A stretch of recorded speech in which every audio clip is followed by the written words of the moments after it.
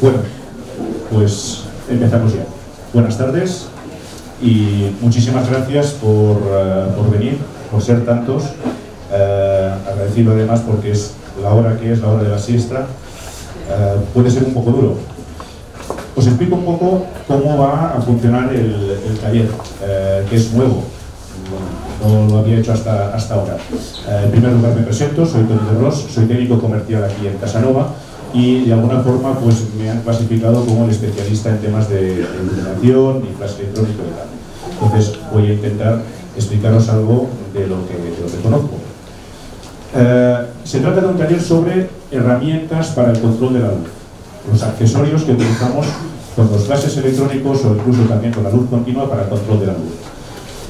Estaba pensando en algo que fuera pues muy comparativo, ¿no? O sea, hacemos una fotografía con este accesorio, la hacemos con el otro, vemos la diferencia y tal, pero claro, esto se habría convertido en algo muy largo y muy pesado. Por experiencia sé que entre que pones un accesorio, colocas, ves, analizas y tal, puede pasar mucho tiempo y creo que es mejor intentar dar un poquito de agilidad, ver lo mismo, pero lo veremos más en una presentación de fotografías que he tomado a lo largo de los talleres, ¿no? Después al final haremos una sesión práctica muy rápida de dos ejemplos para que veamos de alguna forma cómo se comporta la luz con determinados accesorios. Creo que será algo un poco ilustrativo, pero de todas formas ya lo veremos bastante en la presentación. Bien, vamos a hablar de accesorios para el control de la luz. Entonces, primero, hacer una primera gran división, que sería sobre la calidad de la luz. O sea, la luz dura y la luz suave. Esta es seguramente una de las primeras divisiones que tendríamos que hacer y que nos hacen decidir por qué tipo de accesorio vamos a utilizar. Siempre en función de la fotografía que nosotros tengamos aquí, ¿vale? Cuando iluminamos, escribimos. O sea, cuando fotografiamos, escribimos. Cuando iluminamos, estamos escribiendo, estamos relatando una historia. Y esta historia primero la tenemos que tener aquí. Si no, lo que estaremos haciendo son palos de ciego. ¿De acuerdo? O sea, hay que saber lo que va a salir y de esta forma pues vamos a trazar nuestro dibujo, vamos a explicar nuestra historia con la luz. Por tanto, primero decidimos una serie de conceptos básicos en iluminación, que es, pues, tipo, calidad de luz, si será suave, será dura, la dirección, el color, la cobertura y la intensidad. Diríamos que son los 5 parámetros clásicos que definen una composición de iluminación, ¿no? O sea, antes de empezar, vamos a ver qué es lo que vamos a utilizar. Bien. Entonces, empezaremos viendo básicamente los principales accesorios que nos presentan las marcas. Es bastante exhaustivo y no depende de una sola marca. Obviamente yo he tenido que poner pues ejemplos de marcas concretas, pues principalmente los que más tocamos aquí en Casanova, que son Profoto y el Incro, pero cualquier marca tiene básicamente los mismos accesorios y si no se les pueden acoplar. Por tanto, no voy a hablar de marcas, aquí, no se trata de esto, pero saber pues que Profoto, Multiblitz, el Incro, Bowens, Hensel, básicamente todos vienen a tener, si no los mismos accesorios, muy parecidos, y por tanto podríamos conseguir los mismos ejemplos. Empezaremos por lo que serían los reflectores duros. Duros porque son duros, porque esto es un reflector duro porque tiene dureza, o sea, no es blando, no es de tela, ¿vale? Es metálico y es duro, pero además producen una luz dura. ¿De acuerdo? El concepto luz dura, luz suave, todos lo tenemos en la cabeza. Pero, ¿qué es lo que hace que una luz sea dura o sea suave? Pues básicamente el tamaño de la fuente de luz. Básicamente el tamaño de la fuente de luz, independientemente de la intensidad, independientemente de la dirección, independientemente de todo el resto de cosas, es el tamaño. ¿De acuerdo? Una fuente de luz pequeña nos produce unas sombras duras y por tanto unas sombras muy marcadas, una zona de transición entre la zona iluminada y la zona oscura muy definida, y a esto le llamaríamos una luz dura. El sol es una fuente de luz muy grande, efectivamente, pero muy lejana, por tanto es un punto de luz pequeño que nos está produciendo unas sombras duras. Es el paradigma de la luz dura sería la luz solar del mediodía, ¿no? Que nos va a producir unas sombras muy definidas. Por contra, si a este sol le ponemos unas cuantas nubes por debajo, inmediatamente ampliamos el tamaño de la fuente de luz, y tenemos el ejemplo clásico de la luz suave, la de un día nublado. Pues esto lo tenemos que trasladar de alguna forma al estudio, y entonces tendremos fuentes de luz pequeñas que nos van a producir luces duras, fuentes de luz grandes que nos van a producir luces más suaves con sombras menos marcadas. Bien, en todas las marcas encontramos un accesorio básico que le llamamos parábola para sombrilla, reflector para sombrilla. Una cosa importante que me gusta advertir, y es que estamos en un campo en el que el léxico a veces es bastante confuso, ¿vale? Hablamos de parábolas o de reflectores, pero cuando hablamos de reflectores, esto es un reflector, y también aquello que utilizamos para reflejar la luz también es un reflector. Bueno, pues supongo que en el contexto nos entenderemos, y si no, si a mí se me ha escapado algún gazapo, por favor, decir, Tony, ¿a qué te refieres? ¿Vale? Porque puede pasar. Estamos muy acostumbrados a utilizar unas determinadas palabras y a veces el significado no está tan claro. El reflector para paraguas o la parábola para sombrilla, también comúnmente conocida, es normalmente el reflector que tiene mayor ángulo. Se puede utilizar perfectamente para iluminar un sujeto que nos va a producir unas sombras duras, pero se suele utilizar mucho para canalizar un poquito la luz que va a ir contra un paraguas, ¿vale? Para que no sea tan dispersa. Luego veremos algún ejemplo. Pero sería seguramente el más básico, porque incluso muchos kits lo suelen incluir como accesorio corriente. El reflector estándar. Este es el más habitual. Suele ser el reflector de luz dura, más habitual porque es el que sirve para montar otros accesorios, para montar las viseras, para montar los nidos de abeja, ¿vale? Es el más corriente, le llamamos habitualmente reflector estándar. Suele tener un tamaño, un diámetro de unos 20 centímetros, entre 18 y 20 centímetros es el tamaño normal del reflector estándar, o la parábola de 20 centímetros, tiene muchos nombres. Profoto le llama el zoom reflector, Bowens Maxi TS, bueno, suele tener es el conocido como el estándar. Luego tenemos los reflectores duros de alto rendimiento. Son aquellos que son mucho más grandes y suelen ser mucho más profundos. Y lo que conseguimos con ellos es una luz dura, pero de una intensidad muy alta, porque concentran la luz. ¿De acuerdo? O sea, lo que hacen al ser más profundos, la luz rebota en su interior y sale mucho más dirigida y intensificada. Veremos en los ejemplos cómo conseguimos un aumento real del rendimiento, de diafragma, de cantidad de luz que llega al sujeto gracias a este tipo de reflectores de alto rendimiento, mucho más grandes. Y luego están los snoot, los conos típicos que se suelen utilizar mayoritariamente para dar un efecto de luz de pelo. Esto es lo más clásico, es una luz muy... No voy a decir concentrada, me equivocaría al llamarla concentrada, porque no concentran la luz, más bien la cortan. Una luz concentrada es aquella, cuando concentramos es que lo recogemos todo y lo dirigimos hacia un punto. Un snoot no concentra, un snoot lo que hace es dirigir la luz en una dirección, pero perdiendo buena parte de la luz que genera el destello, porque al fin y al cabo el interior del snoot siempre es negro, entonces no llega a concentrar. Una parábola sí que concentra, porque la luz que se dispersaría hacia los lados la dirige hacia adelante, no la pierde. En el snoot se pierde la luz. En otros accesorios también lo veremos. Bien, la aplicación habitual suele ser como luz de pelo, muchas veces, de contraluz y tal, pero también cuando queremos hacer un círculo muy pequeño, muy definido de luz a una distancia corta, para hacer un resalte, por ejemplo. Y también el beauty dish, que curiosamente el beauty dish, todo el mundo sabe lo que es el beauty dish, el plato de belleza, el accesorio que ahora está probablemente más de moda, es cíclico, yo llevo, no os voy a decir cuántos años, pero son muchos años en este campo, y es muy curioso cómo desaparece, es como los ojos del Guadiana, o sea, aparece y desaparece. Se pasa 10 años que nadie habla del beauty dish, y luego de golpe alguien lo pone de moda y es indispensable tenerlo para hacer una fotografía. Tiene muchos nombres, se le ha llamado luz de sol, se le ha llamado soft light, se le ha llamado beauty dish.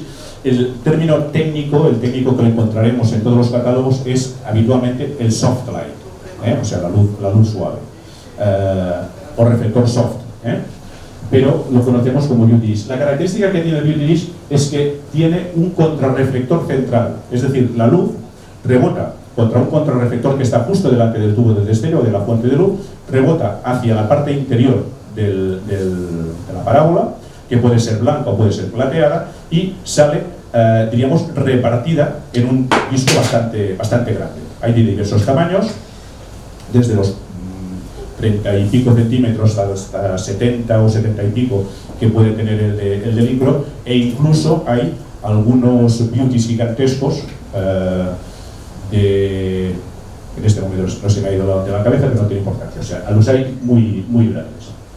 Puede llevar accesorios también, como nidos de abeja y difusores. Y luego ya pasaríamos a lo que serían las luces blandas, pero blandas en tanto en cuanto son blandas de tocarlas, o sea, son de tela, ¿vale? Y entonces, principalmente, el más popular de todos son las sombrillas. Sombrillas, paraguas, que pueden ser, bueno, aquí está un poco repartido todo lo que podemos encontrar. Vemos en la parte de abajo, pues el translúcido, el blanco de rebote, el plateado, y luego, pues, Profoto concretamente tiene dos tipos de paraguas, que son los planos, los shallow, o los deep, los profundos. Con los deep conseguimos una mayor direccionalidad de la luz, algo más de control. El paraguas tiene una ventaja y un inconveniente, y es la ventaja es que en un solo accesorio tenemos bastantes posibilidades de modificar la luz, o sea, adelantando o atrasando la varilla del paraguas, alejándolo o acercándolo del punto de luz, veremos cómo nos cambia la relación de las luces y las sombras. Y esto al mismo tiempo es un inconveniente porque nos complica la repetibilidad de esta iluminación. Es muy difícil que consigamos exactamente lo mismo, fotografía tras fotografía, cuando cambiamos el esquema, a menos que marquemos en el paraguas la posición exacta en la que estaba, en la varilla. Pero bueno, también hay que decir que las diferencias son muy sutiles. Están, pero no es fácil tampoco verlas, y generalmente tampoco no son determinantes. Últimamente se están utilizando mucho unos accesorios determinados para las sombrillas para aumentar un poco su utilidad. Vemos, por ejemplo, pues que una sombrilla de rebote, una blanca o una plateada de rebote, le podemos poner una tela de difusión, con lo cual tenemos prácticamente una ventana octa de luz rebotada. Interesante. Y a una sombrilla translúcida le podemos cerrar el paso de luz trasero para que esta luz rebote y la vuelva a dirigir hacia adelante, incrementando de alguna forma el rendimiento y teniendo, pues, realmente una ventana con una curiosa forma frontal. O sea, sería una ventana que no es plana, sino que es con la forma que tiene el paraguas. Pero es una forma económica de darle algo más de utilidad al paraguas. Las ventanas seguramente son el accesorio más utilizado, el accesorio que consideramos más indispensable en la iluminación de estudio. La razón, en mi opinión, es porque hay cientos de tipos de ventanas. Cientos de tipos porque cada marca hace sus tamaños específicos, sus formas. Pues, tenemos ventanas cuadradas, rectangulares, alargadas, casi redondas, hexagonales, octogonales, más grandes, más pequeñas, con más difusión interior, con menos. O sea, desde que Gary Resester hace muchos años inventó las wafer, aquí ha habido una evolución en las ventanas, sobre todo en el sistema de difusión central, para que el reparto sea uniforme. Cuando hablamos de ventanas tenemos que tener en cuenta que el tamaño de la fuente de luz es el tamaño del difusor frontal que le colocamos. Este es el tamaño de la fuente de luz. Cuando nosotros ponemos un difusor interior, no vamos a tener una luz más suave, más envolvente, porque el tamaño de la fuente de luz no cambia. Lo que sí que tenemos es una luz más repartida, ¿vale? Nosotros colocamos un difusor interno en la ventana para que la luz no tenga un punto central, que lo tendría de no ponerlo, sino que se reparta uniformemente sobre toda la superficie, ¿vale?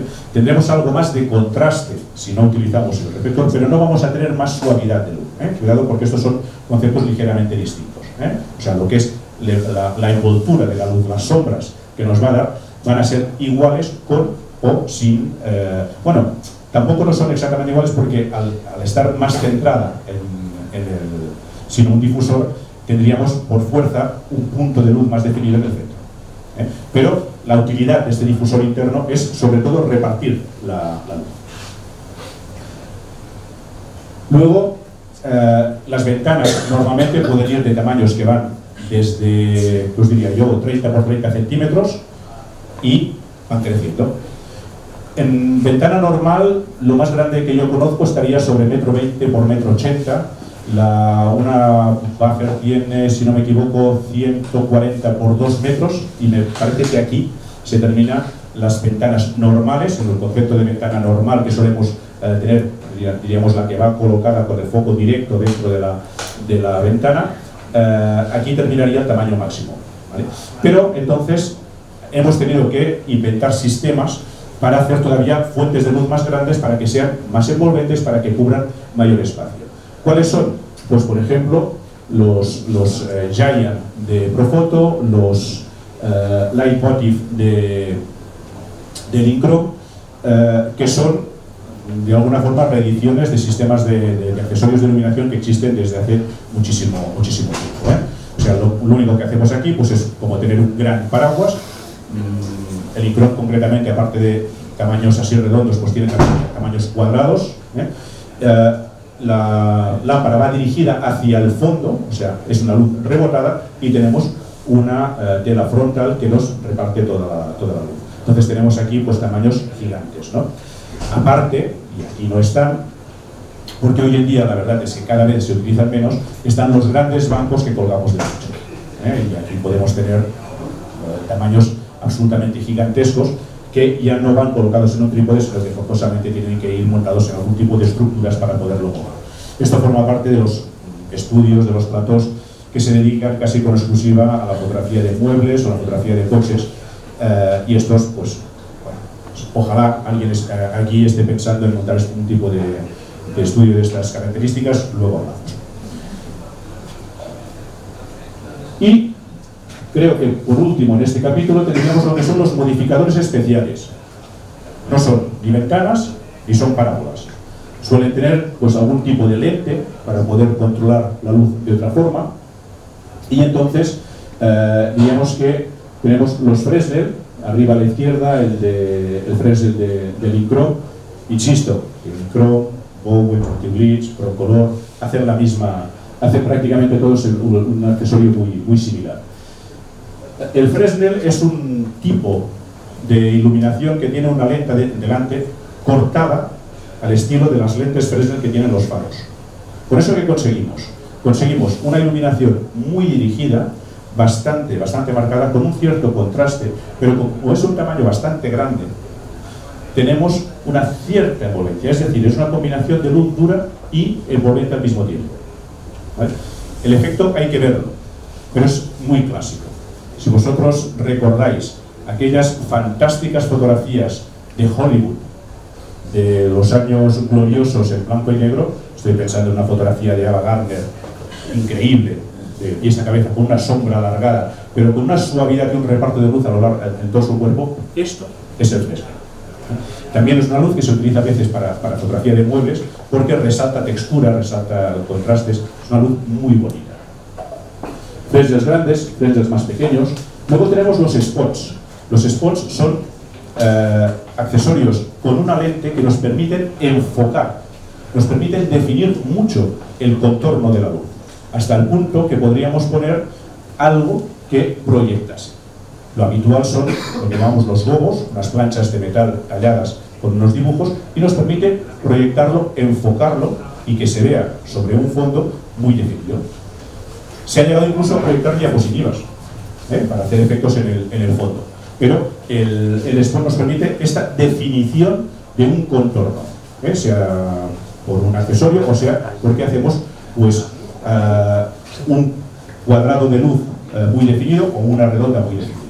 Esto tiene que ser forzosamente con una lente, si no siempre la luz se dispersa y los bordes no llegan a ser nunca definidos. Los accesorios de Profoto, a la derecha, el ProBox, es una caja con unos bordes completamente definidos que se utiliza casi en exclusiva para fotografiar objetos de cristal, y muy concretamente botellas. Diría que es la aplicación más habitual. Suele tener un tamaño de 30 por 40 centímetros, o sea, no es muy grande, pero su característica es que el borde es perfectamente lineal, muy definido, el borde, el contraste, de tal forma que pueda producir un reflejo sobre un cristal completamente definido. Cuando vemos una botella de vino, la botella de vino tiene el aspecto redondo gracias a los reflejos. O sea, si no refleja un poco la luz, no veremos volúmenes. Normalmente siempre vemos un reflejo de luz. Este reflejo, si está bien fotografiada, tiene que ser perfectamente dibujado. No vale que se vean los contornos blandos de una ventana. Esto luego generalmente o se retoca, porque si no, no queda bonito, ¿vale? Lo conseguimos con la Boxlight o la Probox. Y un accesorio que yo sepa es exclusivo de Profoto, el Hardbox. No vamos a verlos todos en ejemplos luego, no los vamos a ver todos, vamos a ver los más habituales, pero el Hardbox está conocida como la luz más dura que existe. La luz más dura que existe. Bueno, se trata de una caja a la que metemos dentro una antorcha con la cabeza completamente descubierta y que deja pasar la luz a través de una ranura muy fina, muy pequeña, por tanto la fuente de luz es extremadamente pequeña. Sería la luz más parecida a un sol de aquellos saharianos. Bien. Me dejaba los reflectores, esto sí, los reflectores plegables, los típicos reflectores que son un elemento absolutamente indispensable en cualquier estudio que se precie, porque muchas veces actúan como un punto de luz complementario, para rellenar las sombras, para aportar algo de luz allí donde no llega la luz principal. Es sumamente práctico. Están los típicos plegables redondos y luego pues estos nuevos que han salido con asas, y que gracias a la estructura del acero que tienen alrededor muy rígido, se aguantan muy bien. Entonces los asistentes los aguantan con las dos asas, se mantienen tiesos perfectamente. Varios tamaños, evidentemente, cuanto más grande sea, pues mayor cobertura tendrá en el momento de hacer el reflejo. Y ahora vamos a ver algunos ejemplos, ¿vale? Aquí es donde vamos a ir adelante y hacia atrás, pero tenemos un problema, y es la calidad de visualización. No es la misma que en el ordenador, no es la misma como examinamos habitualmente las imágenes. Bueno, hasta allí donde no llegue la visualización tendréis que confiar un poquito en mí. Yo intentaré explicaros las diferencias más básicas que se pueden ver. Pero hay algunas que son muy evidentes y que a veces quizá no son las que más nos fijamos.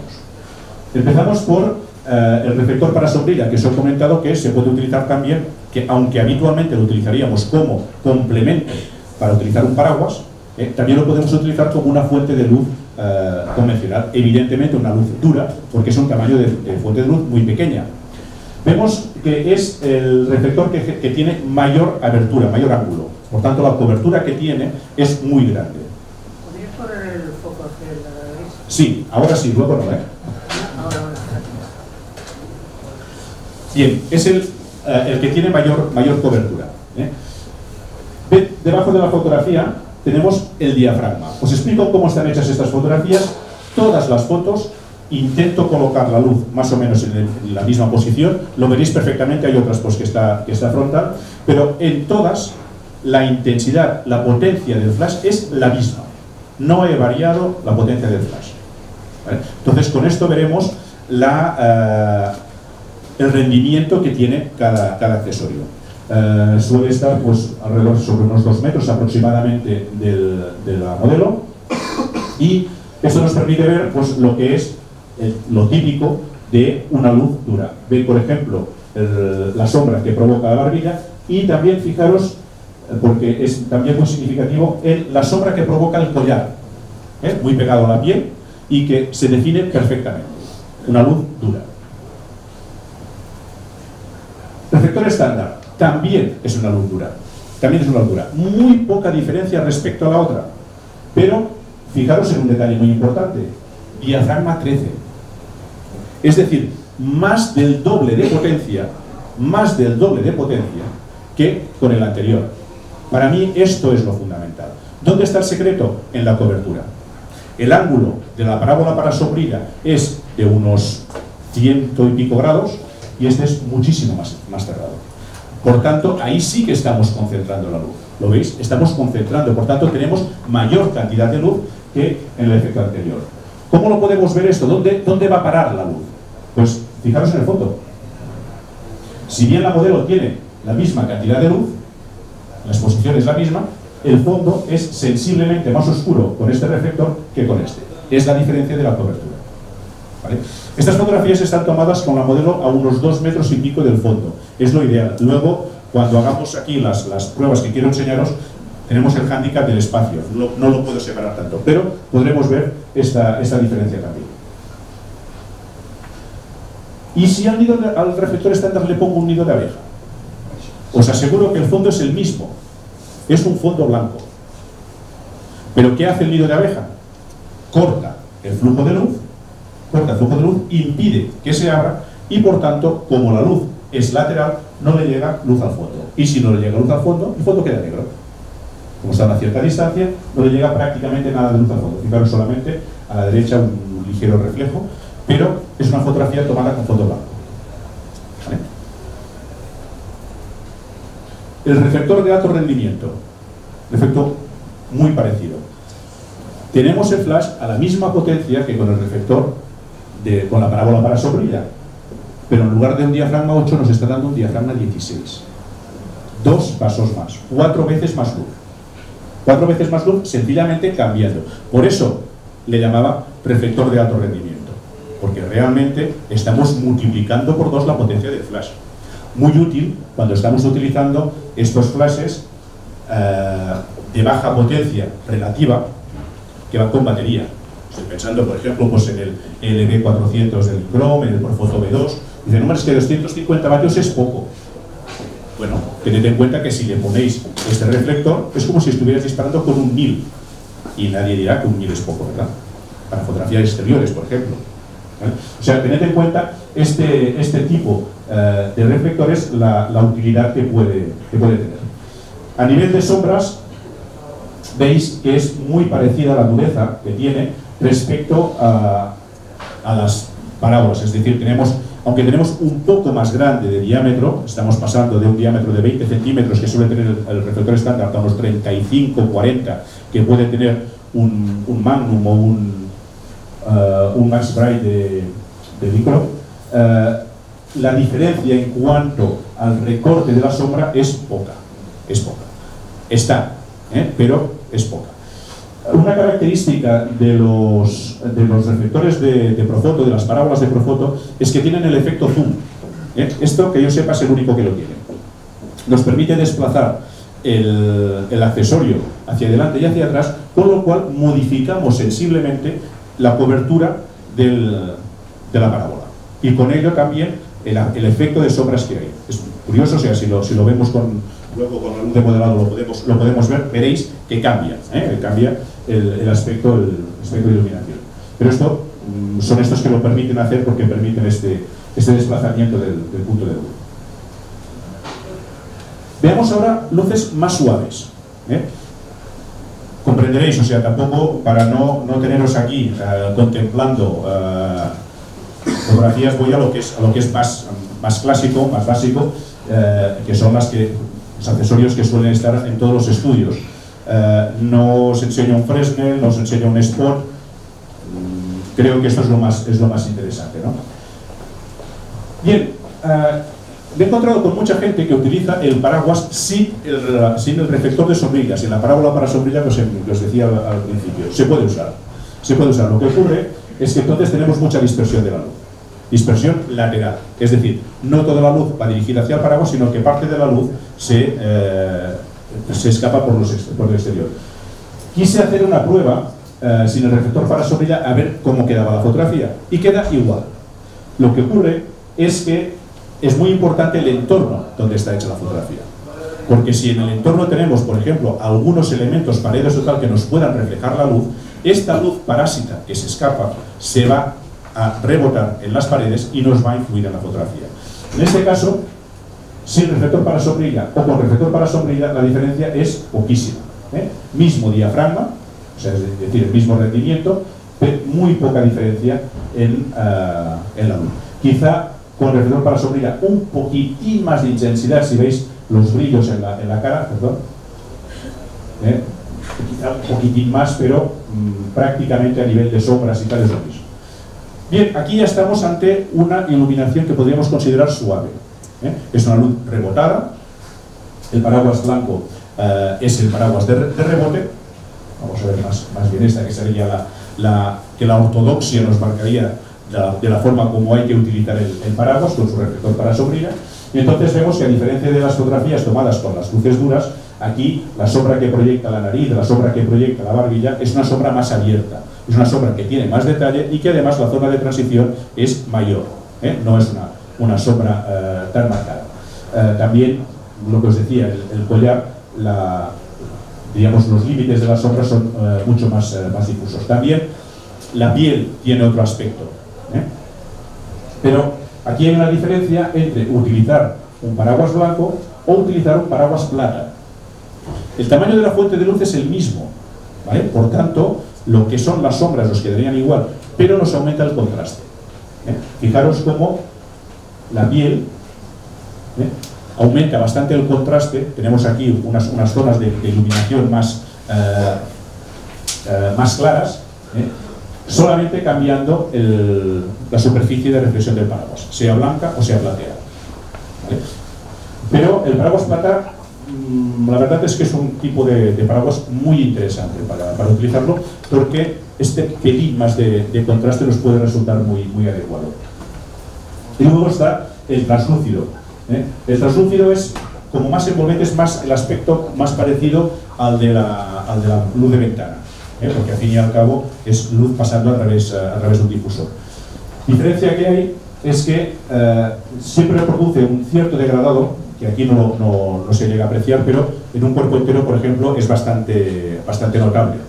La parte central del paraguas está más cerca del sujeto que los extremos, y por tanto esta forma se traduce en un cierto degradado, y por tanto habría que dirigir correctamente el paraguas, teniendo en cuenta que si dirigimos esta parte central directamente a la cara, hay una parte muy importante de la luz que se está escapando por arriba, que no llega a ningún sitio. Por tanto, esto es cuestión de dirigirlo bien para sacar el máximo partido. Los paraguas, para mí, tienen dos ventajas incontestables, dos ventajas enormes. Precio: puede haber paraguas, aunque los originales de la marca pueden tener un precio un poco elevado, no llegan nunca al precio de una ventana del mismo tamaño. Y por otro lado, lo prácticos que llegan a ser.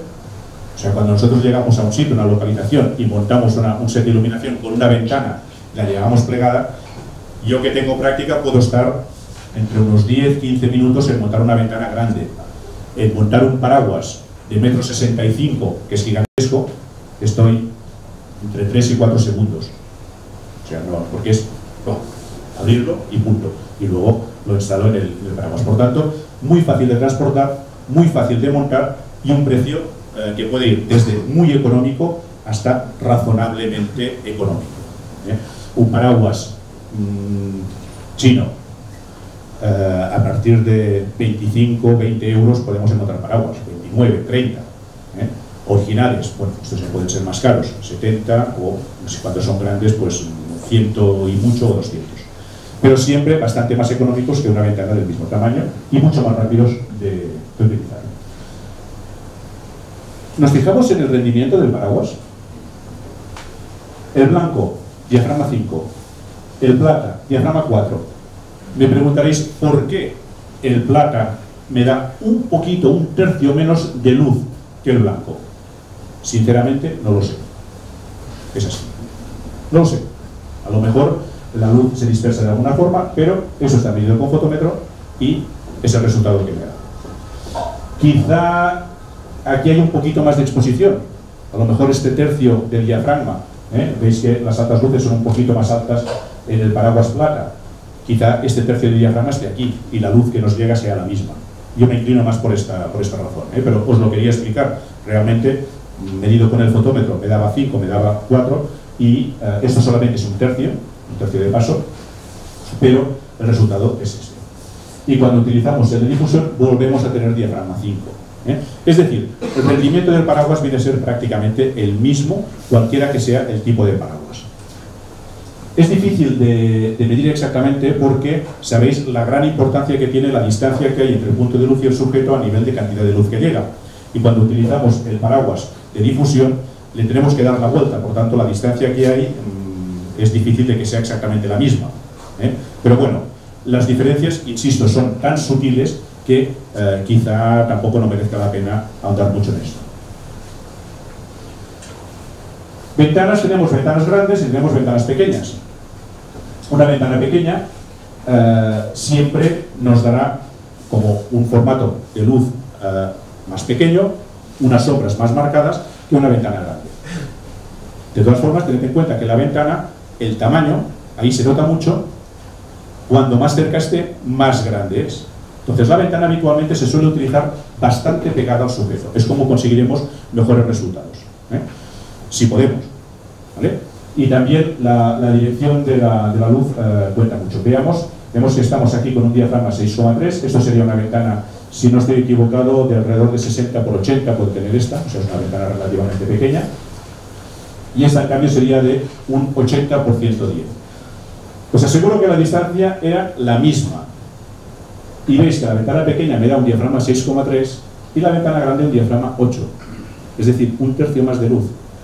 La ventana grande aprovecha mejor la luz que la ventana pequeña. Tiene un poquito más de rendimiento.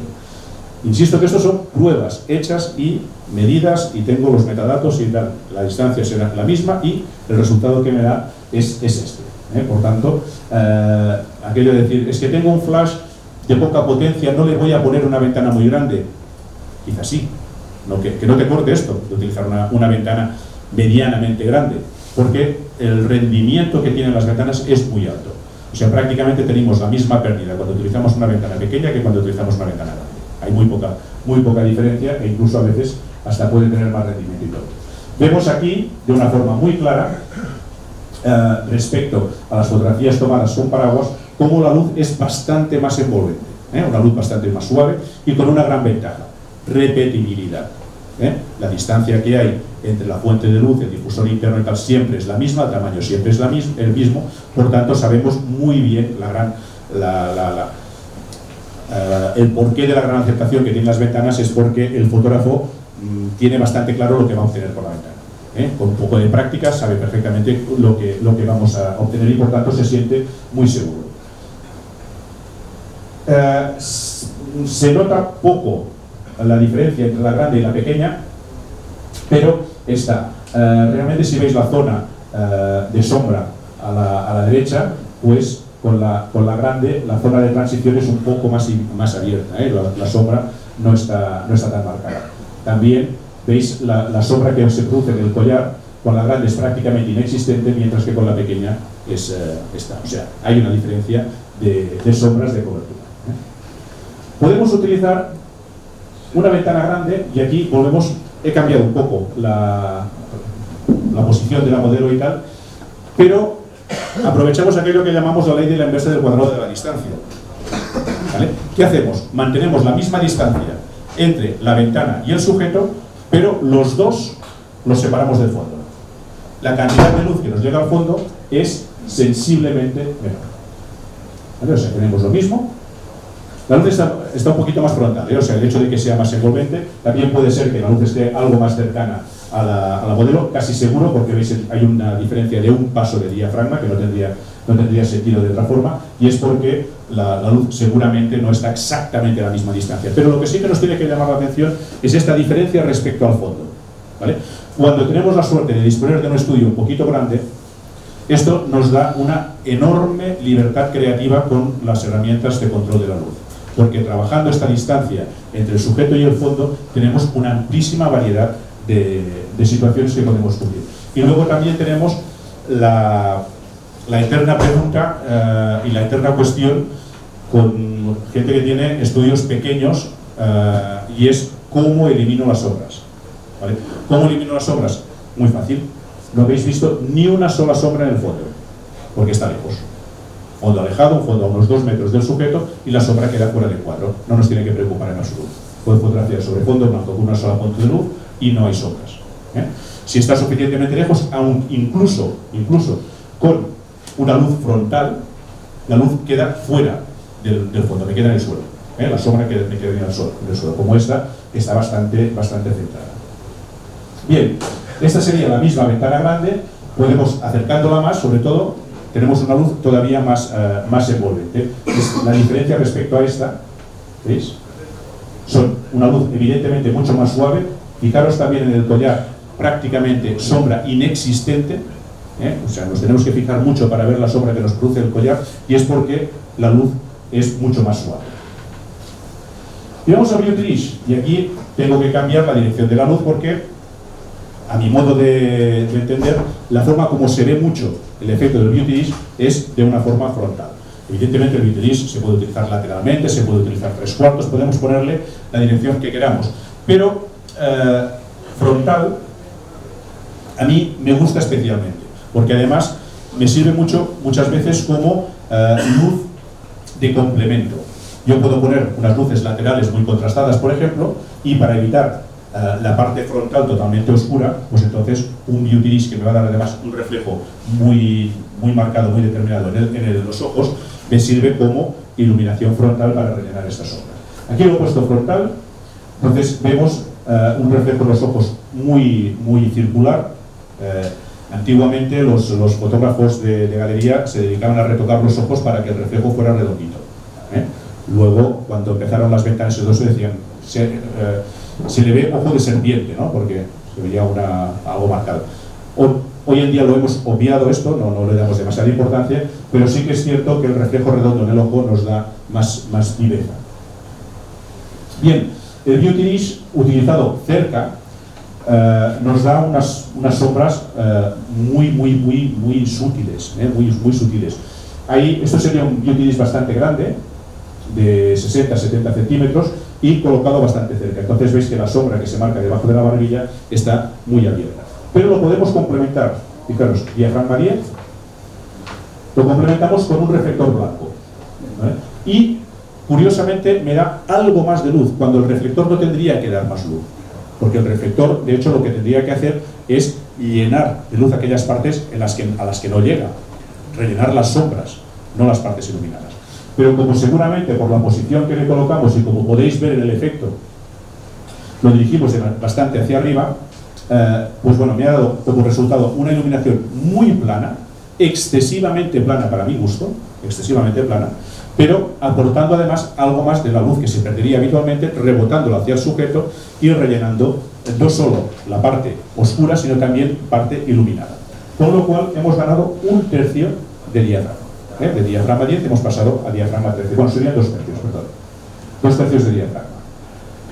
Es lo mismo, la misma fotografía que esta, la misma posición más o menos, pero con un reflector. La sombra debajo de la barbilla prácticamente queda anulada completamente. Se ven dos brillos, ¿no?, en los ojos. Sí, se ven dos brillos, o sea, es un brillo y un reflejo. O sea, ves perfectamente el reflejo. Estoy viniendo por aquí en una perfumería de estas de lujo, una foto de 2 metros de la Penélope Cruz con 4 brillos, una aquí, una ventana y un sol. Sí.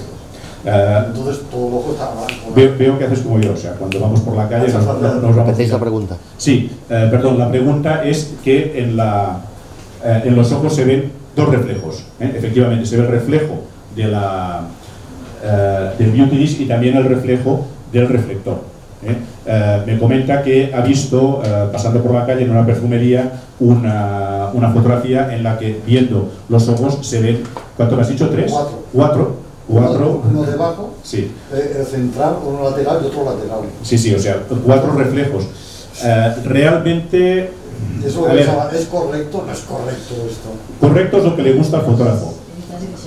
Exactamente. Pero, insisto, antiguamente se hacía. Se hacíamos con la cuchilla, y además, si solamente había un punto de luz, normalmente ampliábamos y le damos un segundito, porque 2 puntitos de luz de 2 reflejos quedaba muy bien. Hoy en día esto no se tiene prácticamente en cuenta y nos encontramos con estos ojos que a veces distraen un poco. Estaréis de acuerdo conmigo que si vamos a mirar los ojos del modelo, y normalmente cuando hay un retrato miramos los ojos, esto está explotación de los puntos de luz es un poco desconcertante, ¿eh? Y se ve mucho, ¿eh? Bien, hay algunos beauty dish que permiten cambios en el contrarreflector o incluso quitarlo, ¿eh? Os he explicado, el beauty dish es una superficie, es un plato muy grande que tiene en su parte central un contrarreflector, un reflector metálico habitualmente que rebota, impide la acción directa de la luz del flash y la rebota hacia atrás. Este contrarreflector nos da bastantes posibilidades, porque claro, podemos cambiarlo, por ejemplo, de color. Si utilizamos un contrarreflector blanco tendremos un efecto, si utilizamos un plata tendremos otro. Si le damos, por ejemplo, uno dorado, pues vamos a tener una luz cálida que se rebota contra un fondo a lo mejor blanco o plata. Y por tanto nos da un ligero toque de calidez muy agradable. O también hay alguna marca pues, que lo que hace es proporcionarnos un contrarreflector translúcido, de plástico translúcido. Con lo cual lo que tenemos es que la mayor parte de la luz traspasa este contrarreflector, lo atraviesa, va directa al sujeto, pero parte de la luz se rebota y va hacia atrás. Con lo cual tenemos un efecto curioso de una luz bastante grande, pero sensiblemente más contrastada que esta, ¿lo veis? Con sombras, fijaros la sombra debajo de la nariz, que sería una sombra casi de luz dura, ¿eh? Pero en cambio la cobertura general es grande, ¿vale? O sea, tenemos una combinación de luz suave, una parte central dura con una luz suave que puede tener bastante interés. Fijaros también en los pómulos como se ven mucho más marcados aquí, ¿eh? Porque tenemos un punto central con mayor luz. Pero en cambio la sombra de debajo de la barbilla no es una sombra excesivamente dura, no es una sombra muy profunda como la que obteníamos con los reflectores directos. Combinación de luz dura con luz suave. Debajo de la nariz muy dura, debajo de la barbilla mucho menos. Aquí, perdona, una pregunta. Aquí només li poses un punt de luz. Sí, aquí solamente hay un... que es frontal, no tens... Exactamente. La pregunta es, si estoy utilizando un punto de luz, solamente un punto de luz en todas las fotografías. En todas las fotografías solamente hay un punto de luz porque así de esta forma, disculpa. Bien, así de esta forma podemos diferenciar mejor un accesorio de otro. ¿Bien?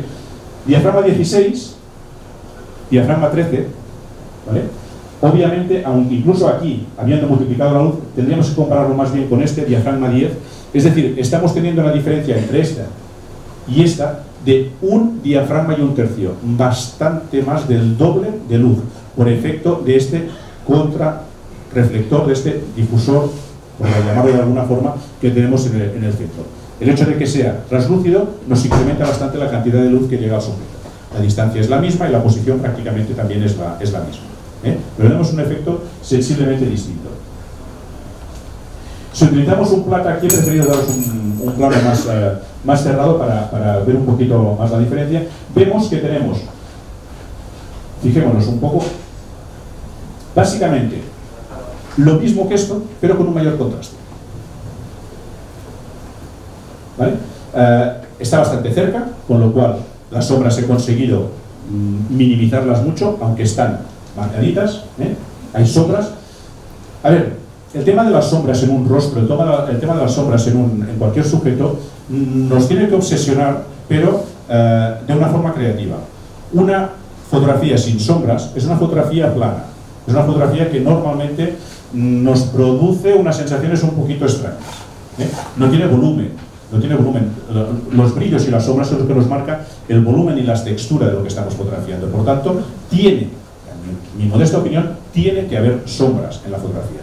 ¿Cómo son estas sombras? ¿Dónde están? Y si son más abiertas, más cerradas, más claras, más oscuras, esto ya es cuestión de iluminar correctamente. Pero no nos carguemos completamente las sombras porque tenemos esto, ¿vale?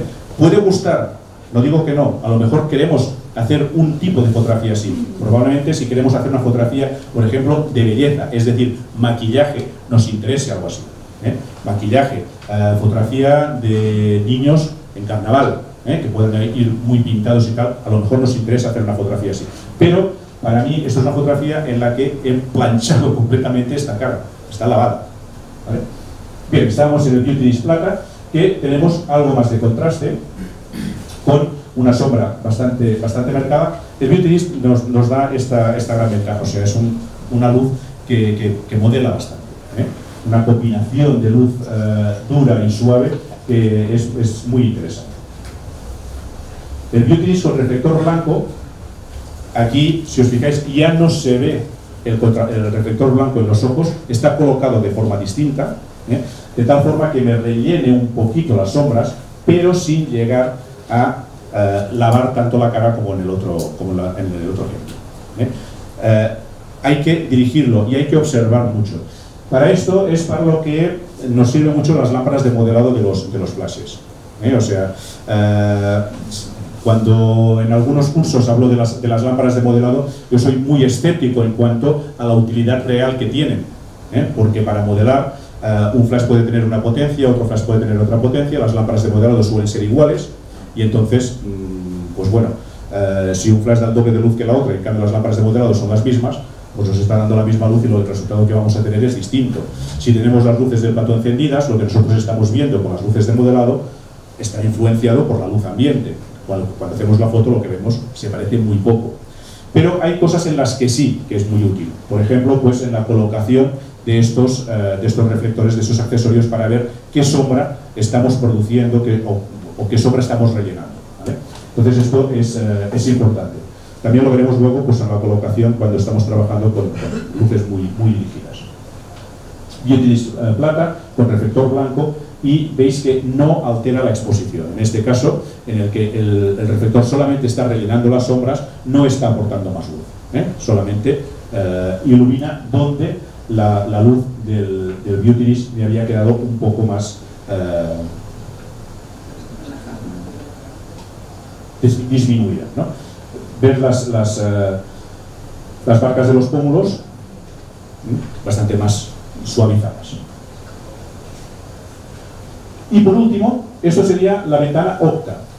Realmente no sabía si ponerla con las ventanas o ponerlo con los Beauty Disc. La ventana octa es una ventana bastante grande y de forma redonda, ¿vale? Entonces nos da una luz todavía más envolvente que lo que sería la ventana rectangular o la ventana strip, ¿vale? Porque es prácticamente redonda. Hay de muchos tamaños, desde 60 centímetros hasta, creo que hay una muy grande de 2 metros, Henschel tiene una de 2 metros, por foto llega hasta 1,50 m, o sea, hay ventanas octogonales muy grandes. Personalmente considero que es una luz preciosa, muy bonita, que nos permite fotografiar un cuerpo entero perfectamente, como única luz, y luego pues apoyar con reflectores laterales y tal. O sea, una ventana grande de 1,50 m, de 2 metros, nos cubre perfectamente un cuerpo de arriba abajo con una luz dirigida y que por tanto va a tener aquellas sombras, va a tener aquel volumen que, dependiendo de la posición en que lo coloque, me va a dar una fotografía atractiva. Insisto que esto es mi punto de vista. En iluminación cada uno tiene que tener, vuelvo al principio, tiene que tener la fotografía en su mente y saber qué es lo que quiere conseguir, ¿vale? Y la intención es que sepáis a través de esto pues qué es lo que hace cada uno de los accesorios, cada uno de los modificadores de luz. Veis que en este caso una ventana, aunque no sea muy grande, es una de 90 centímetros de diámetro, es una luz extremadamente suave cuando lo colocamos cerca.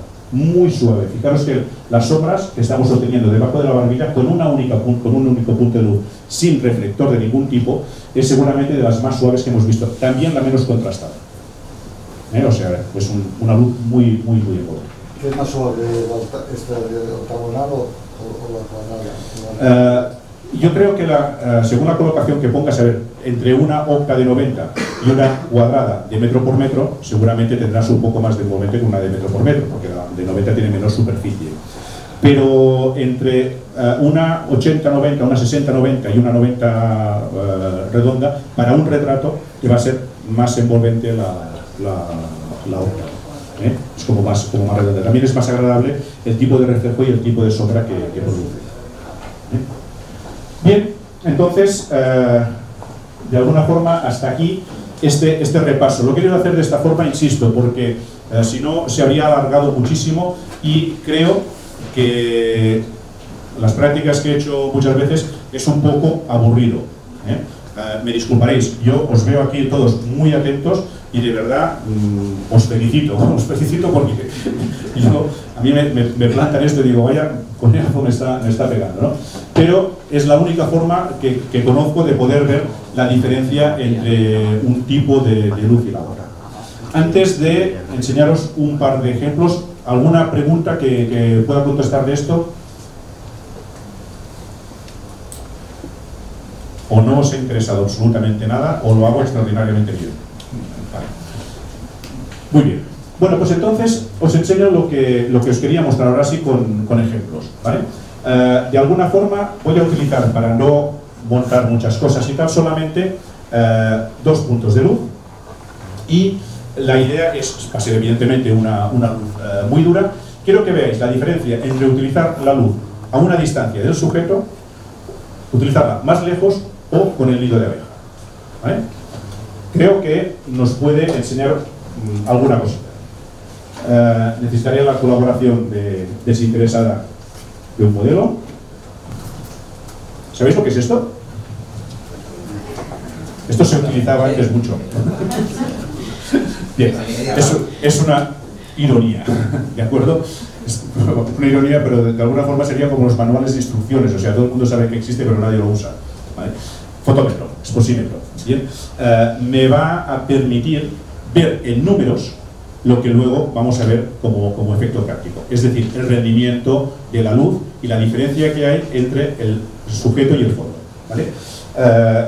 Ya más o menos estaba algo preparado, entonces he puesto unas marcas en el suelo para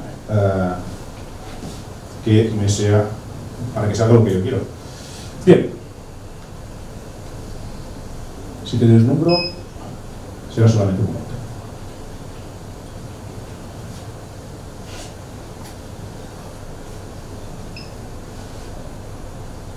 Vale, he puesto además la luz de modelado muy alta para así ver exactamente dónde estoy cubriendo. La voy a apagar. Vale.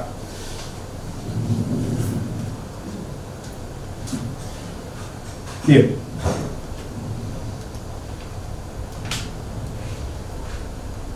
Sí, este será. Bien, pues utilizo el fotómetro para ver la cantidad de luz que me llega al rostro.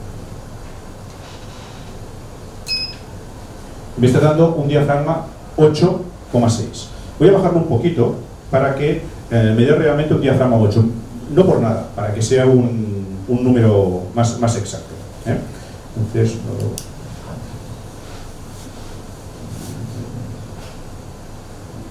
unos 6 décimas, esta precisión.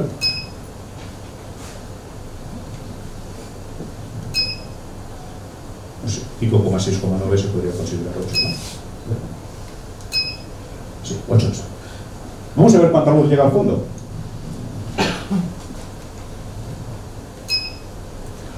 Me está dando 8 en su cara y 2,8 en el fondo. Es una diferencia con poca distancia que tenemos escasamente 1 metro de distancia, pero hay una diferencia bastante notable en cuanto a diafragma, cantidad de luz que llega al fondo. Vamos a ver esto en fotografía cómo se ve.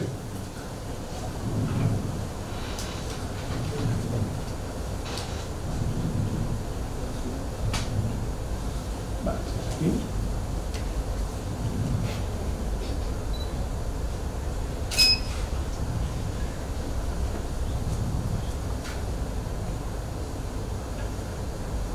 Muy bien.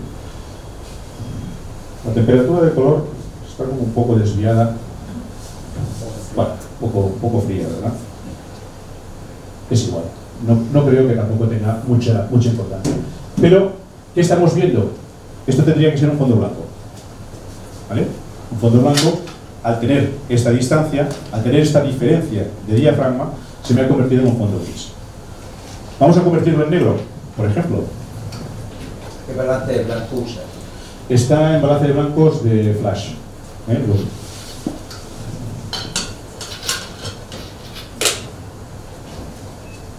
Vuelvo a poner la lámpara de modelado porque aquí necesito dirigirle un poquito la luz. Bien. No mire la luz directamente. Está bien dirigida. La lámpara de el modelado de este flash no es equitativa la potencia. Vamos a ver, la lámpara de modelado, me pregunta si la lámpara de modelado de este flash no es equitativa a la potencia. Puede serlo, pero ten en cuenta, estos flashes, como tantos, están en varias versiones. Concretamente, el D2 está en versión de 500 y de 1000. El 1000 tiene el doble de potencia que el 500, obvio, ¿verdad? La lámpara de modelado en ambos casos es una 120-300. Es decir, a la misma potencia, un flash de 500 y un flash de 1000 le darían exactamente la misma intensidad de luz de modelado. Yo la puedo poner libre, la puedo poner libre y ajustarla más o menos, pero siempre o es una regulación a ojo o me va a engañar. Yo incluso lo puedo poner en modo proporcional y va a ser proporcional a la potencia de cada uno de los flashes, pero siempre la potencia final va a ser el doble en la misma posición, ¿vale? Por tanto, las lámparas de modelado proporcionales y todo eso es un poco relativo. Además, si pongo el modelado proporcional, fijaros, ahora vamos bien de tiempo, por eso esto puede ser más o menos interesante. Mira, por ejemplo, pongo modelado, entro en setting, modelado proporcional, ¿vale? ¿Qué estáis viendo? Poco más que nada. Poco más que nada porque la luz que está incidiendo de la luz ambiente sobre el modelo es muy intensa. Lo único que estoy viendo aquí es un tono naranjado en este lado por la diferencia de temperatura de color entre los focos del techo y la lámpara de modelado, que además al estar a un bajo voltaje es muchísimo más cálida. Por tanto, el modelado proporcional, utilizadlo con mucho cuidado, porque es muy probable que el resultado que obtengáis difiera bastante de lo que esperabais, si os fiáis de la lámpara de modelado. ¿Vale? O sea, por esta es la razón la que siempre lo pongo un poco entre comillas. Bien, apago. Vamos a medir la luz, que es muy interesante. Sí.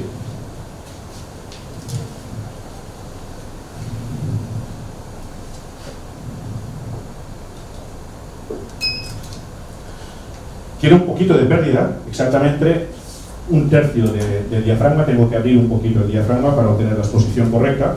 Y es lógico porque el nido de abeja lo que hace es cortar el flujo de luz. Y al ser negro, tiene una importante absorción de la cantidad de luz. Bien, vamos a ver si sale lo que yo quería.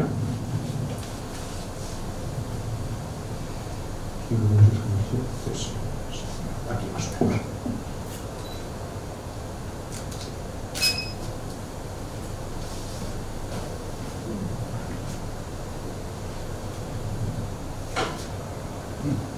¿Vale? Eso no quiere decir que tengáis que dejar de comprar fondos, por favor. Es muy importante para nosotros. Pero la luz está en la misma posición. Lo que quería que vierais, la relación entre las altas luces y las sombras.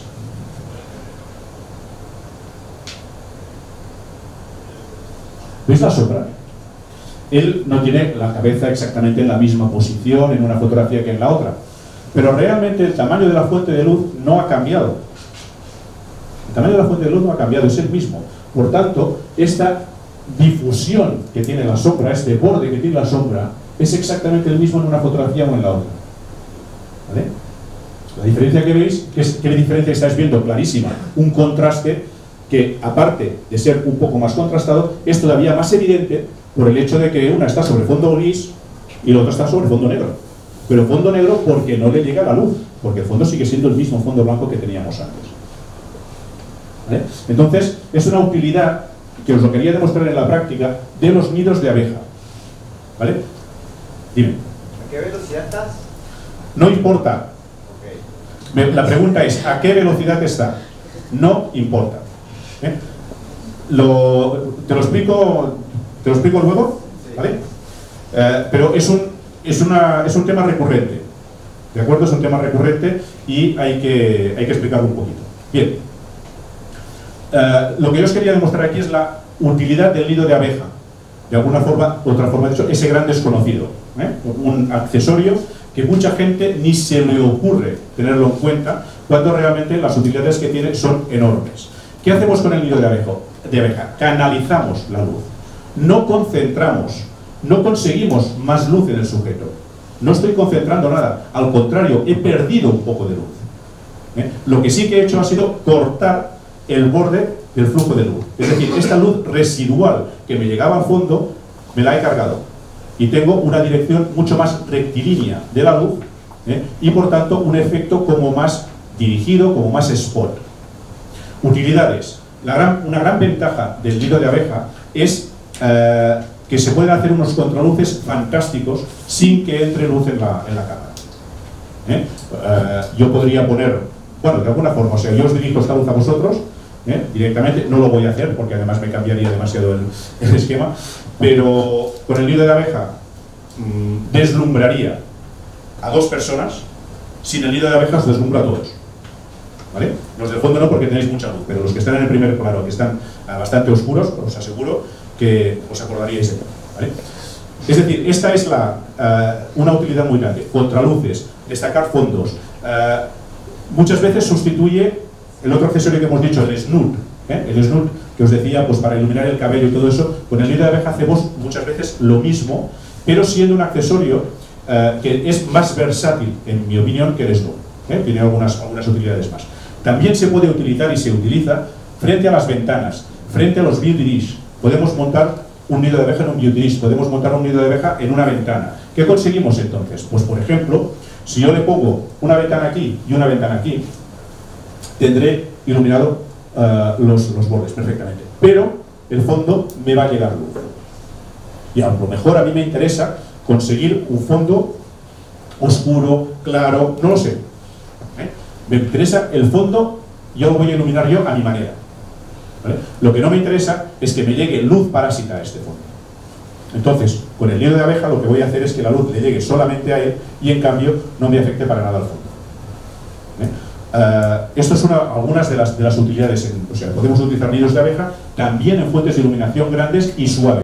Serán igualmente envolventes porque el tamaño de la fuente de luz no cambia, pero la luz residual la vamos a dirigir mucho mejor. ¿Vale? Bien, ahora os enseño otro accesorio.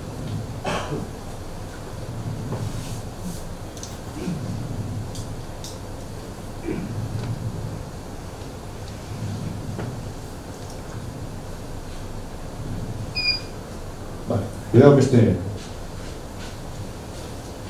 Bien, vamos a ver.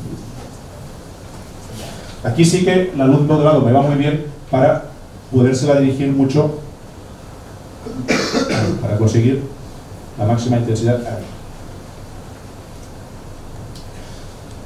Muy bien, ¿qué es lo que he hecho con este flash? Alejarlo tanto como he podido del sujeto. Lo alejo todo lo que puedo. A ver, modelado bajado. Y vamos a ver la lectura de fotómetro que me da.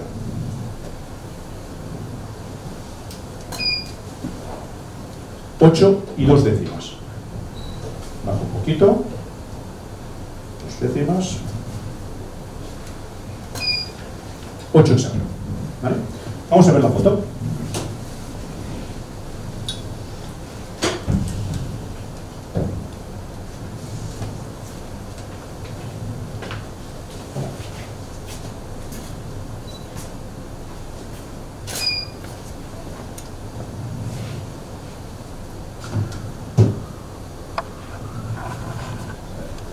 Fondo blanco. ¿Vale? ¿Cuál es la diferencia? La distancia relativa entre punto de luz, sujeto y fondo. Os aseguro que él está sobre una marca en el suelo, no se ha movido. Por tanto, ¿qué hago? Al tener una mayor distancia entre el sujeto y el punto de luz, la distancia relativa entre el sujeto y el fondo disminuye. Aparentemente. Es como con un teleobjetivo, ¿sabéis? Cuando disparamos con un teleobjetivo que tenemos un efecto de compresión de planos, como que estuviese más cerca los fondos, pues aquí, a efectos de iluminación, podría ser un efecto parecido. El resultado es que tenemos la misma luz en la cara, pero una diferencia en el fondo tremenda. ¿Os acordáis que en esta fotografía en el fondo me daba 2,8, si no me equivoco, ¿verdad? 2,8 en el fondo y 8 en la cara. con la misma intensidad de luz en la cara, y aquí en el fondo tengo 5,6,3. Es decir, solamente hay 2/3 de paso entre el sujeto y el fondo, mientras que en el otro caso tenía 3 pasos de diafragma completos. Bien, esta era la prueba que os quería enseñar, ¿no? O sea, cómo podemos utilizar de una forma más o menos creativa, o al menos a nuestro gusto, los distintos elementos. Fijaros que solamente cambiando aquí, poniendo el nito de abeja, el rendimiento que tengo es totalmente distinto. O sea, consigo un fondo negro cuando antes tenía un fondo gris. Alejando el punto de luz, paso de tener un fondo gris a tener un fondo blanco. Solamente más lejos. Y si encima este punto de luz pongo un reflector de alto rendimiento, como es el caso, o sea, el reflector que he utilizado aquí, no lo estáis viendo, os lo enseño. Entonces, si es mate. Es lo mismo. Sí. El flash es me preguntas si el flash es el mismo. Sí, el flash es exactamente el mismo, pero esto es lo que llamamos un reflector de alto rendimiento. O sea, bueno, puede servir también para llamar a los niños a desayunar, pero el resultado es que la luz proveniente de la lámpara rebota repetidas veces en su interior, canalizándolo hacia el frontal. Aquí sí que estamos concentrando la luz. Aquí estamos concentrando la luz de una forma muy evidente, como habéis podido ver. A esta distancia, y la potencia de los flashes está prácticamente la misma, la cantidad de luz que llega al sujeto ha sido la misma, el mismo diafragma. Diferencia con el fondo. ¿Vale? Con este allí no hubiese conseguido este blanco. No, sí, perdón, disculpa. Sí, con este allí habría conseguido fondo blanco. Sí, perdón, sí lo habría conseguido. Lo que pasa es que no habría tenido el mismo diafragma, porque este me habría abierto la luz una barbaridad. O sea, habría tenido, si tienes en cuenta pues que de un foco al otro pues hay más de 2 metros de distancia, seguramente, ahora ya estoy bien, muchas gracias. Seguramente la diferencia de diafragma habría sido pues tranquilamente de 3 o 4. Pero sí que habría tenido igualmente el fondo blanco, porque la distancia entre flash, sujeto, fondo habría sido la misma. Igualmente habría tenido. Pero es más dura la luz. Sí, es más dura la luz porque al estar más lejos del punto de luz es más pequeño. O sea, con este habría tenido una luz más dura que con aquel. De todas formas, a una diferencia realmente muy sutil. He puesto un ángulo aposta para que no se vea sombra. O sea, la dirección y la distancia del fondo me permite hacer una fotografía sin la sombra. También para que se viera muy bien el efecto con el nido de abeja. O sea, evidentemente esto yo lo he preparado para que pudierais ver unos ejemplos significativos y claros. ¿Vale? Si hubiese proyectado la sombra, entonces habríamos visto que con el punto de luz más alejado, si hubiéramos puesto esto, tendríamos una sombra más definida. Permitidme contestar la pregunta de la velocidad de obturación. ¿Vale? Mira, si hago una fotografía, importancia de la velocidad de obturación. Ya está.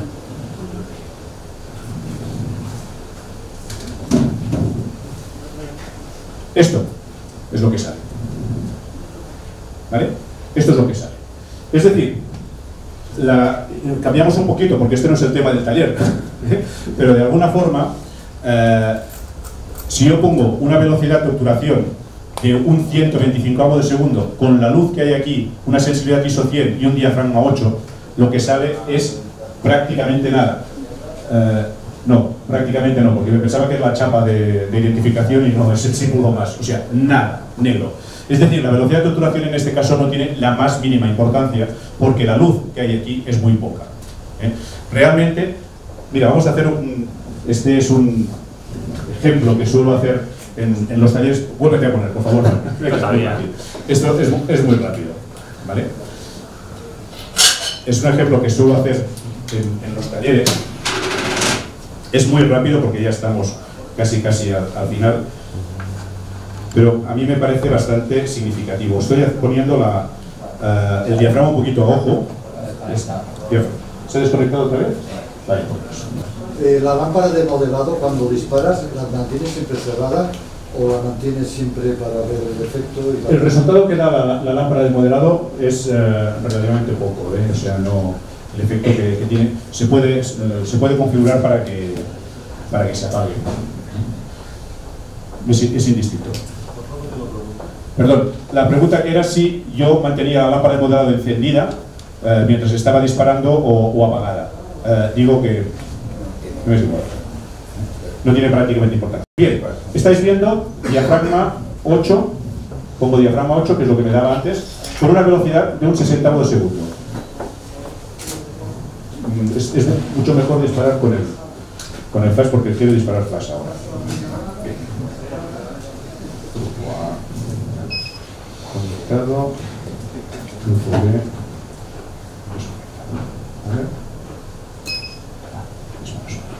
Bien. Con luz ambiente, esto es lo que sale. Eso es, ¿vale? A un 60º de segundo, esto es lo que sale. Bien, cambio la velocidad y pongo un 125º, por tanto es la mitad de exposición. Estoy oyendo cómo va a salir. Y si pongo 1.200, que es la velocidad máxima que me permite sincronizar esta cámara,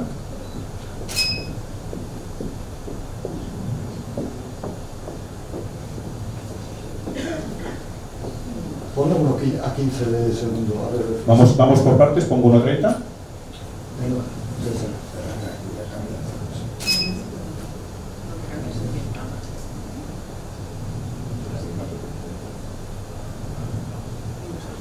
1.15.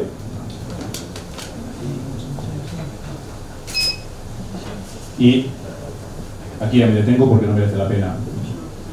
No sé si esto responde a tu pregunta. ¿Sí? Cuando he dicho que no me importa la velocidad de obturación.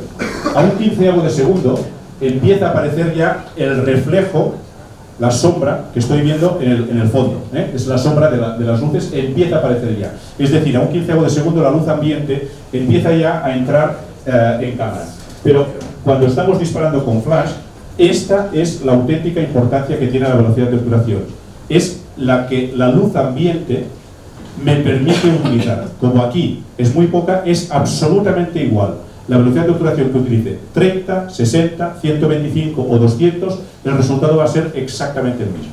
Si estuviera en exteriores, no, porque la luz ambiente entonces sí que me afectaría. Y ahí puedo jugar yo de una forma más creativa. Pero en un interior no es necesario ajustar una velocidad de obturación, porque además tampoco no me va a afectar al movimiento, O sea, no me va a salir una fotografía más movida o menos movida por utilizar una velocidad de obturación más lenta o más rápida. Yo le preguntaba por los fondos, pero también depende de la distancia por estar, ¿no? Exactamente, me dice. La ley del inverso, básicamente. Exactamente, me pregunta la importancia de la distancia a la que está trabajando. Esta es capital. Esta es importantísima. O sea, la distancia entre el flash y el sujeto es enorme. Es enorme porque esta sí que me va a identificar mucho la cantidad de luz que llega. Y por eso la prueba esta que he hecho con el flash a más distancia respecto al fondo. ¿Vale? ¿Alguna pregunta más? Sí, veo que sí. No me compliquéis mucho. Sí, dime. Con el foco grande de alto rendimiento. Con el foco de alto rendimiento, sí. Si pones nido de abeja, sí. ¿harías el fondo negro? Con el foco de alto rendimiento, si pongo nido de abeja, haría el fondo negro. Sí, siempre y cuando el haz que me proyecte estuviera fuera de cuadro, como en el caso de este. Porque habría una parte, o sea, si yo hubiera abierto mucho el ángulo, seguramente en esta parte de aquí me habría llegado luz. Pero como he cerrado mucho el ángulo a posta, entonces me ha salido el fondo completamente negro. En este caso, si hubiera entrado dentro de cuadro, sí. Y... Sí, o sea, a mi m'ha passat que amb Bowens i amb Nikon, que la màxima és 250, i amb una màquina professional, la D3S, ara ja no fa, tirant a 250, a vegades hi ha una part del fotograma que queda una mica d'ombra. Tu saps a què és degut, això? Si la marca diu que... M'ha passat treballant gairebé màxima potència, tenia una mica de moviment i llavors volia tirar a 250. Vale. La pregunta es que con una marca concreta, es decir, en Nikon, que anuncia una velocidad de obturación máxima, una velocidad de sincronización máxima con flash de un 250 o de segundo, le sale una franja oscura en la imagen. Por mi experiencia he podido ver que esto es un fenómeno bastante habitual.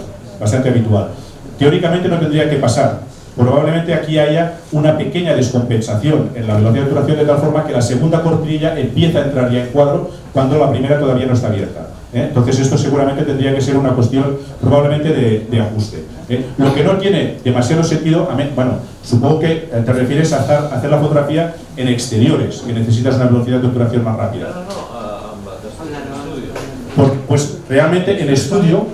No pasa nada porque cortabas el encuadro un poco, pero hostia, digo, pues estoy no, disculpadme lo que no estáis oyendo, pero lo que yo estaba diciendo es que en estudio no tiene ningún sentido disparar a un 250avo de segundo, porque el resultado, como has podido ver, sería exactamente el mismo a un 60 o a un 125avo de segundo. No vas a detener más el movimiento con una velocidad de obturación más rápida, sino con una velocidad de destello más alta. Sí, pero depende de qué bombo es, el destello a veces es un poco lento. Sí. Me he pasado no en un estudio, pero en una situación más grande y sí. tirando así con una brónica me quedaba un poco, entonces tenía que tirar más rápido. Vale. Lo que me está diciendo es que con una marca determinada de flashes, o sea, con unos flashes probablemente antiguos, sí.